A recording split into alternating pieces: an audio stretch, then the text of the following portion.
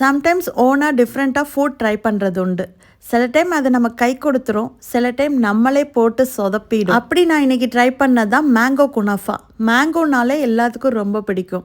அதில் குனாஃபா செஞ்சால் எல்லாருக்கும் பிடிக்குதா அப்படிங்கிறத பார்க்கலாம். ஃபஸ்ட்டு ஒரு மாம்பழம் எடுத்துக்கிறேன். அது தோலெல்லாம் சீவிட்டு அதை பல்ப் மட்டும் எடுத்து வச்சுக்கணும்.